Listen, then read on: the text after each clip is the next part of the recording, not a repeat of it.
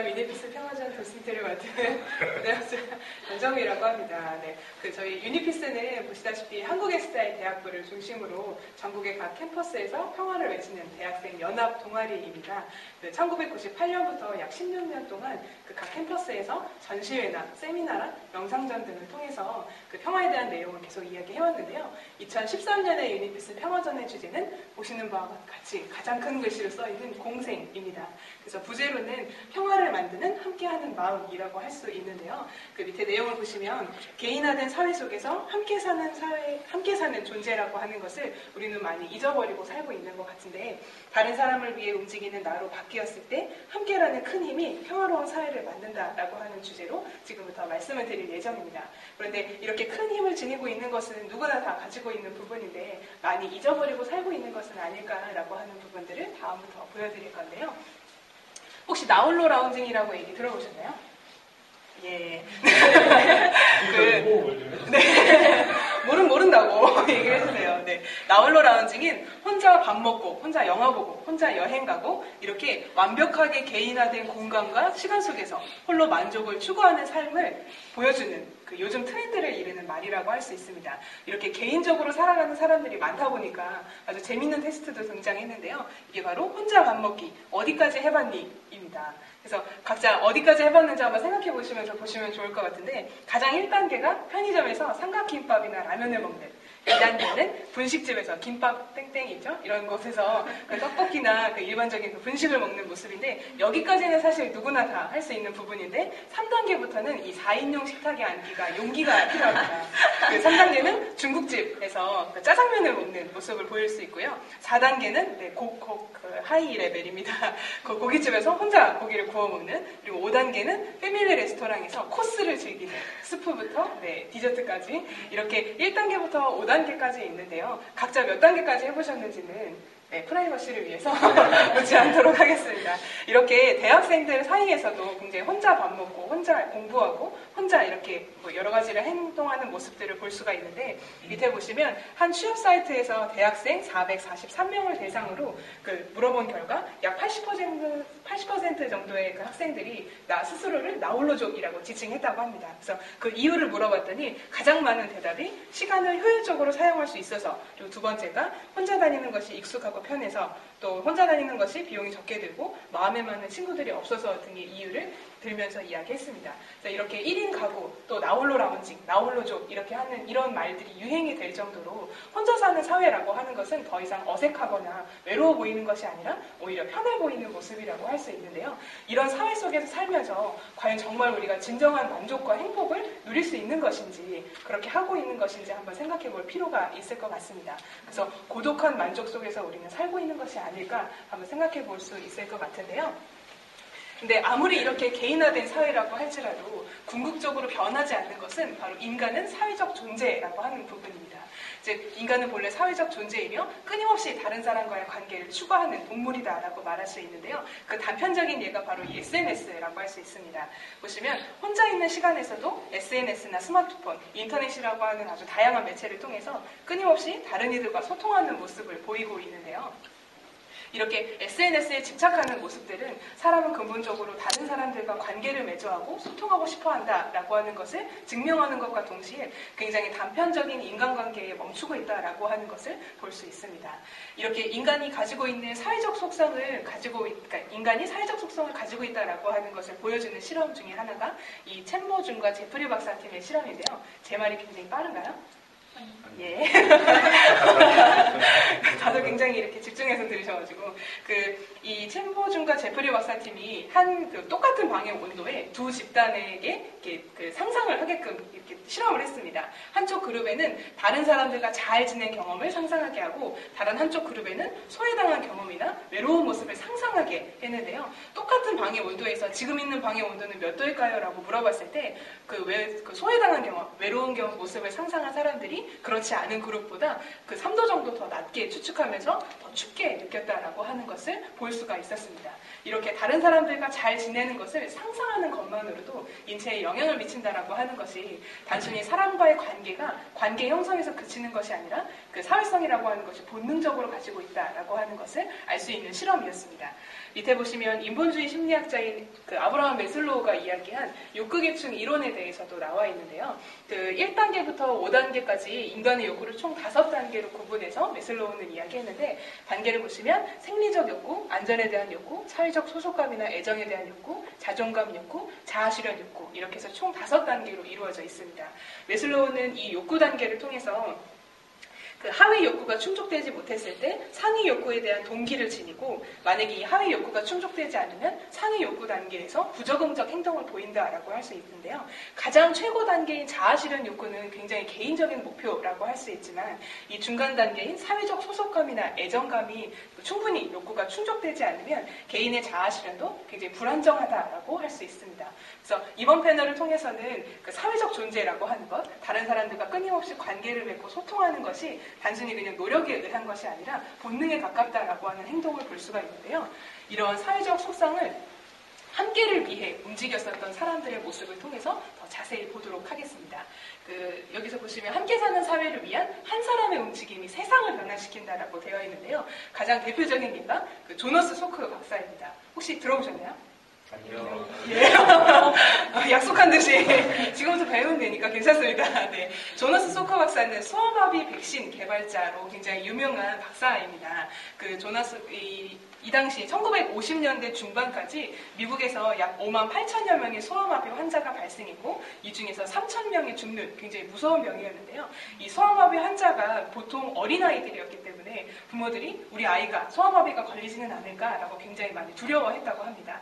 그런데 소크 박사가 이 백신을 개발해서 1960년대 후반부터 접종을 시작했고, 그 이후고 1984년에는 단 한 명의 소아마비 환자도 발생되지 않아서 2000년 10월 그 세계보건기구는 우리나라를 비롯한 미국, 서태평양 지역에 소아마비의 종식을 공식 선언하기에 이릅니다. 그래서 굉장한 백신이라고 할 수 있는데요. 이 소아마비 백신이 이렇게까지 많은 사람들에게 좋은 영향을 미칠 수 있었던 것은 소아마비 환자들을 위해서 백신의 치료법을 무료로 공개하고 특허를 포기했기 때문입니다. 이 조너스 소크 박사가 이렇게 했었는데요. 그 어떤 한 방송 인터뷰에서 그 이 백신의 특허권자는 누구입니까? 라고 하는 질문에 조너스 소커 박사는 오히려 이렇게 되물었다고 합니다. 글쎄요, 사람들이죠. 특허랄 게 없어요. 태양에도 특허를 낼 건가요? 라고 하는 굉장한 메시지를 전달했었는데요. 이렇게 조너스 소커 박사는 자신의 그 연구 성과를 인류와 함께 나누고자 라고 했었던 위대한 이 인류의 덕분에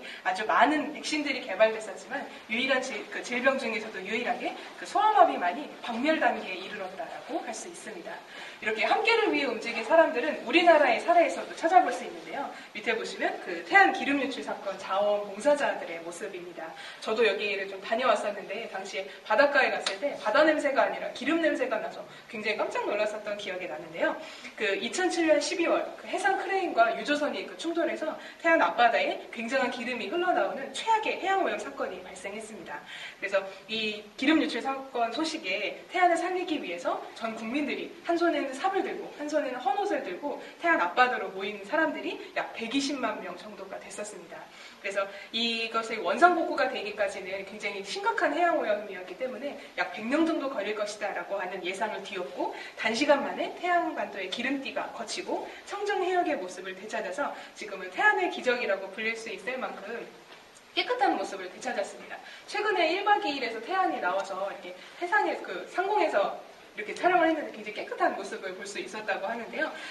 이렇게 태안이 빠른 시간 안에 복구가 될 수 있었던 것은 기름띠를 걷어낸 희망의 인간띠가 있었기 때문에 가능하다라고 할 수 있습니다. 그리고 마지막으로 일상생활에서도 함께 사는 사회를 만들기 위해서 실천하는 사람들이 있는데, 바로 재능 기부를 실천하는 사람들이라고 할 수 있습니다.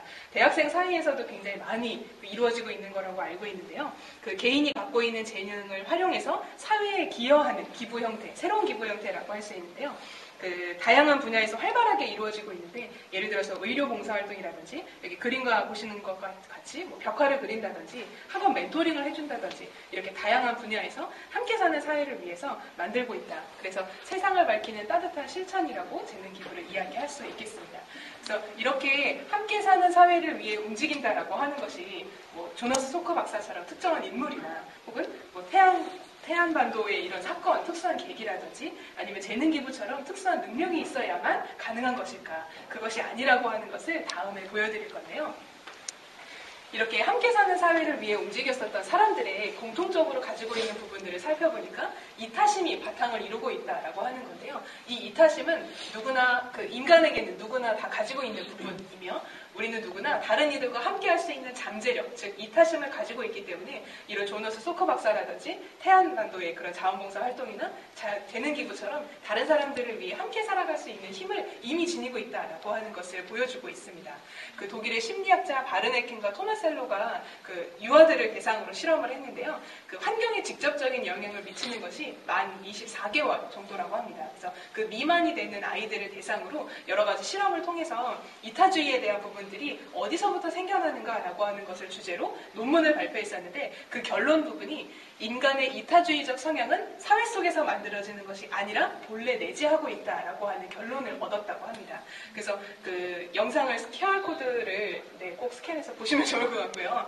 그 영상이 그러니까 4컷으로 지금 좀 잘라서 보여드렸는데, 여기 아주 키 큰 남자가 그 양손 책을 들고 책장을 문을 열지 못하고 있자 지켜보던 유아가 그 특별히 도움을 요청하지 않았는데도 이렇게 책장 문을 대신 열어주는, 그래서 빤히 쳐다보는 이런 모습을 볼 수가 있었는데요. 이 외에도 굉장히 다양한 실험을 통해서 유아들이 그 어려운 상황에 닥쳐있는 사람들에게 얼마나 많은 도움을 주는가, 근데 그것이 굉장히 본능적으로 이루어졌다라고 하는 부분들을 통해서 이타심이라고 하는 것은 사람들이 근본적으로 가지고 있는 본능적인 행동이다라고 하는 것을 알 수가 있었습니다. 이 유아는 특별히 어려운 사람들을 보면 도와줘야 된다라고 하는 교육이 되어 있지 않았다라고 하는 점에 있어서 더더욱 의미를 가지고 있다라고 할 수 있는데요. 보통 다른 사람들을 위해서 뭐 행동을 한다, 이타심을 발현해야 된다라고 했을 때 내 것은 조금 뭐 손해를 보더라도 다른 사람들을 위해서라고 한다고 생각할 수가 있을 것 같은데, 그게 아니라 타인을 위한 것은 곧 나에게도 굉장히 좋은 영향을 미친다라고 하는 2가지 사례가 아래에 제시되어 있습니다. 2가지는 그 마더 테레사 효과와 헬퍼스 하이인데요. 마더 테레사 효과는 미국 하버드 대학교에서 연구했을 때 나왔었던 결과인데, 그 실험자들에게 마더 테레사의 일대기의 영상을 보여줬다고 합니다. 그래서 실제로 이렇게 마더 테레사와 같은 행동을 하지 않았는데 그 영상을 보는 것만으로도 LGA라고 하는 면역항체 수치가 약 50% 이상의 실험자들의 일제히 올라가는 현상을 볼 수 있었다고 합니다. 그리고 또 하나는 헬퍼스 하이인데요. 이거는 봉사활동처럼 남을 돕고 난 뒤에 심리적 포만감, 즉 하이 상태가 며칠 또는 몇 주 동안 지속되면서 엔돌핀도 전상치의 3배 이상 분배되는, 그래서 다른 사람들이 선행을 하는 모습을 보거나 혹은 내가 실제로 그것을 실천했을 때 나에게도 굉장히 좋은 영향을 미친다라고. 그래서 이타심이라고 하는 건 그냥 단순히 마음을 가지고 있다라고 하는 것이 아니라 실천했을 때 더더욱 빛을 발한다라고 하는 부분을 볼 수 있을 것 같습니다. 그러면 다음 패널에서는 이 이타심을 전 세계적으로 인류애를 위해서 사용했었던 2사람의 인물을 통해서 함께 보도록 하겠습니다. 위에는 마틴 루터 킹 목사인데요. 마틴 루터 킹이 한 연설에서 우리는 모두 형제입니다. 우리는 모두 하나의 운명으로 얽혀 있으며 서로 분리할 수 없는 하나의 네트워크로 연결되어 있습니다. 라고 하는 말을 전했습니다. 마틴 루터 킹이 지금까지 칭송받는 이유 중에 하나는 단순히 인종차별을 받았던 흑인에서 흑인만을 위한 인권을 이야기한 것이 아니라 백인과 흑인, 피부색과 다른 것 상관없이 모든 사람들의 인권을, 전 인류의 인권을 위해서 싸웠다. 비폭력으로 라고 하는 부분들을 얘기할 수 있겠는데요. 백인과 함께 공생의 연대를 꿈꾸면서 차별철폐에 비폭력으로 승리했고 1964년 노벨 평화상을 수상하기도 했었는데요. 이 마틴 루터 킹을 기리기 위해서 마틴 루터 킹의 생일이 1월 15일인데 가장 가까운 날짜인 1월 셋째 주에 미국에서는 공휴일로 지정하고 마틴 루터 킹의 이런 업적을 기리고 상기하고 있다고 합니다. 그래서 아래쪽의 2번째 인물에서는 이키다 에스자의 회장이라고 할 수 있는데요. 이키다 에스자의 회장은 타인과 함께 살아가는 인간혁명이 모두가 공생할 수 있는 평화의 대지를 만드는 길이다라고 제시했는데 한 연설 중에 나왔던 내용이 생명의 광채로 서로 비추어 최고의 인생을 빛내는 삶이야말로 인류의 평화를 증진시킨다라고 되어 있습니다. 그래서 평화를 실천하는 이케다 SDI 회장은 수많은 식자와 거듭 대화를 나누면서 여러 가지로 그 대화를 나눌 수 없는 미국이나 소련이나 이런 부분들도 직접 다니면서 그 대화를 통해서 평화를 만들기 위해서 노력했었던 인물이라고 할 수 있는데요. 이렇게 두 인물을 통해서도 보시면 알 수 있겠지만 타인과 함께 살아갈 때 인류의 평화가 시작된다라고 하는 것. 그리고 또 하나는 타인의 불행만이 있을 수 없듯이 자신만의 행복도 있을 수 없다라고 하는 공생의 진정한 의미를 다시 한번 생각해 볼 수 있게 되는 패널이라고 할 수 있습니다. 네, 이렇게 앞서서 개인화된 사회의 모습부터 함께 살아가는 사람들의 모습, 그리고 나에게도 이타심이 있다라고 하는 것, 그리고 이 이타심이라고 하는 것이 인류에 있어서 얼마나 큰 영향을 미치는지까지 함께 봤는데요. 그 궁극적으로 이야기하고자 하는 것은 그러니까 사람들에게 살아가는 힘을 주는 것은 무엇일까요? 그것은 자기 외에 누군가를 위해 살아가려는 공생의 연대가 아닐까요? 자기 중심이라고 하는 마음을 부수고 사람들을 위해 행동하는 그때 자기 생명의 셈도 소생한다라고 하는 부분을 전달해드리고 싶었습니다. 저희가 이야기하는 공생은 단순히 다른 사람들과 함께 살아가자라고 하는 존재의 살아가는 모습들만 이야기하는 것이 아니라 타인을 위해 살아갈 때, 자기 중심적인 마음을 부쉈을 때 모두 함께 살아갈 수 있는 큰 힘이 생긴다. 이것이 곧 평화로 연결된다라고 하는 것을 말씀드리고 싶었고요. 그러면 함께하는 마음을 만드는 방법을 지금부터 배워보려고 하는데요. 어렵지 않습니다. 보시면 나만의 행복을 위한 마음을 오리세요. 자, 여기 오려주세요. 네, 오리셨죠? 네, 두 번째는 오려둔 마음을 우리 모두의 행복을 향해 돌리세요. 요거를 이렇게 돌리시면 됩니다. 이렇게. 그러면 위가 되겠죠. 그래서 모두의 행복과 평화가 시작됩니다라고. 그래서 나를 향한 자기중심적인 마음을 돌렸을 때 위라고 하는 커다란 힘을 발휘할 수 있고 공생이라고 하는 연대를 펼치면서 훨씬 더 평화로운 사회를 만들 수 있다라고 하는 부분들을 7개의 패널을 통해서 지금까지 말씀드렸습니다. 이해는 다 되시나요? 네, 감사합니다. 이해가 되셨으면 공생을 실천하시면 됩니다. 그래서 앞으로는 자기중심적인 마음에서 정말 다른 사람들을 위해 움직이실 수 있는 공생의 힘을 발휘하는 여러분이 되시기를 바라면서 그럼 평화 도슨트 설명을 마치도록 하겠습니다. 감사합니다.